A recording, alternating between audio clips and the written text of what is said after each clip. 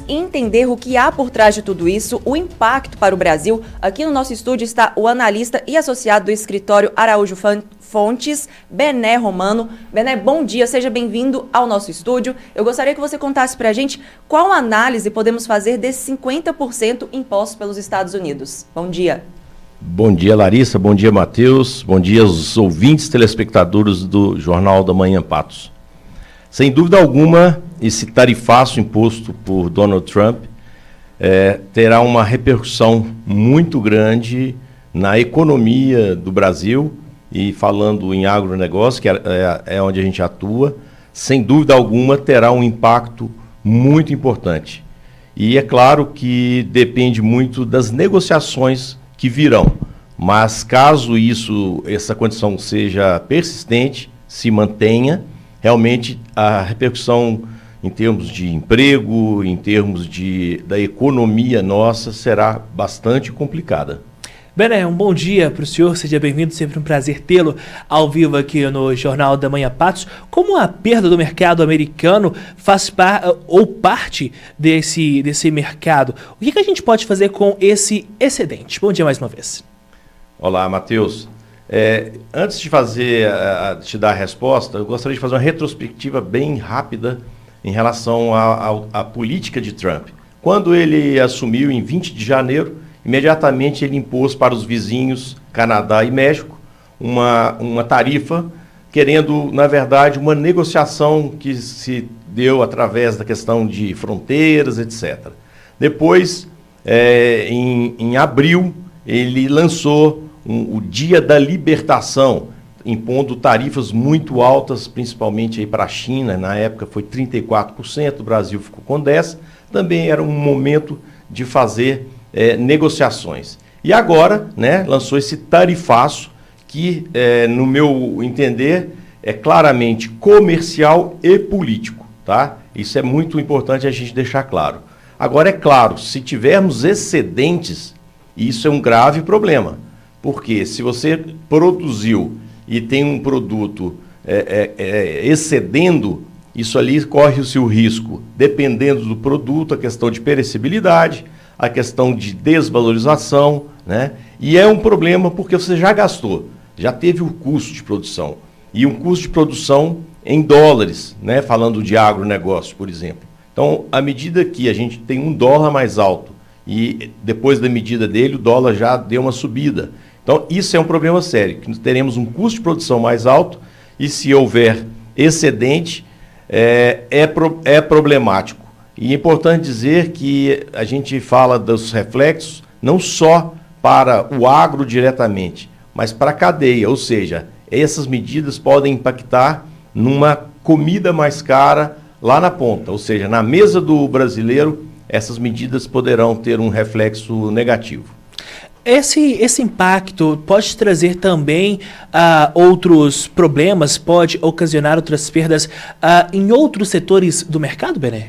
Sem dúvida, essa tarifação aí de 50% em outros produtos que não sejam do agro, por exemplo, falando do agro, café é um produto que será bastante impactado, laranja e as carnes, são as três cadeias mais impactadas. Mas nós temos a questão do aço, que o Brasil é um grande exportador de aço, questão de petróleo, ou seja, a gente tem sim um risco muito grande porque isso impactará fortemente no nosso faturamento, no nosso PIB. Tá? Então, é sério, sim, e a gente espera que as negociações sejam feitas, porque, na verdade, hoje um problema sério do Brasil é a questão da habilidade diplomática, Bené, eu vou dividir aqui, nós estamos ao vivo, vou até chamar a nossa produção para nos acompanhar aqui, que a gente tem já o costume de fazer a cotação do agro e os números do mercado financeiro, mas na frente dos nossos blocos do nosso jornal. Mas eu quero trazer agora, já que você tocou nesse assunto, a respeito do café, da laranja e também das carnes, e a gente já fazer essa cotação aqui com você, para a gente fazer essa observância desses números hoje, nesta sexta-feira, dia 11 de julho. A gente tem, por exemplo, Larissa, o arroba do boi gordo vendido a R$ 305. O café arábica tipo 6, saca com 60 quilos, negociado a R$ 1.685,82. O milho Bené, saca com 60 quilos, comercializado a R$ 63,19. Soja em grãos, com a mesma quantidade, 60 quilos, opera a R$ 134,91. O quilo do frango congelado vendido está a R$ 6,19. E o quilo do suíno vivo a R$ 8,42. O dólar vendido a 5,54. O euro, 6,48. Bené, diante dessa cotação de hoje, o que a gente pode esperar nos próximos dias? Olha, é claro que é muito difícil a gente fazer uma previsão assertiva, né, que são muitos fatores. Eu digo que, à medida que o agronegócio se torna cada vez mais globalizado, é muito mais imprevisível, né? Então, por exemplo, se amanhã houver uma negociação positiva, o mercado imediatamente responderá de forma positiva.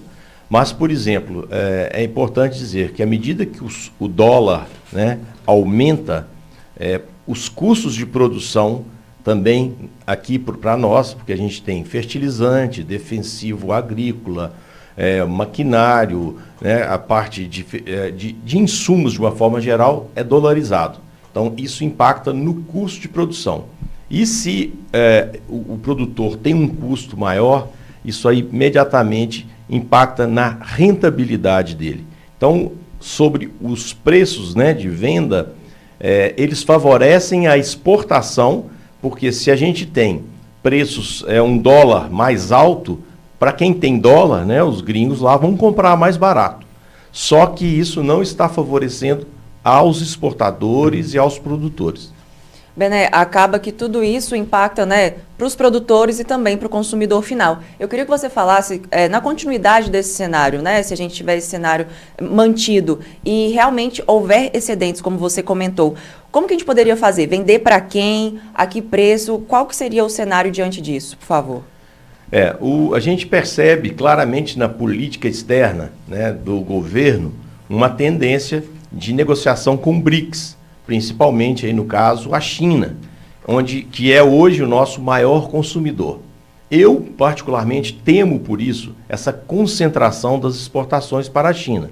É claro que se a gente diminui a exportação para os Estados Unidos, que hoje representa o nosso terceiro maior importador, a gente vai buscar outros mercados e aí, como eu disse, mais voltados aí principalmente para a China, Rússia, né, ou outros países que compõem o BRICS.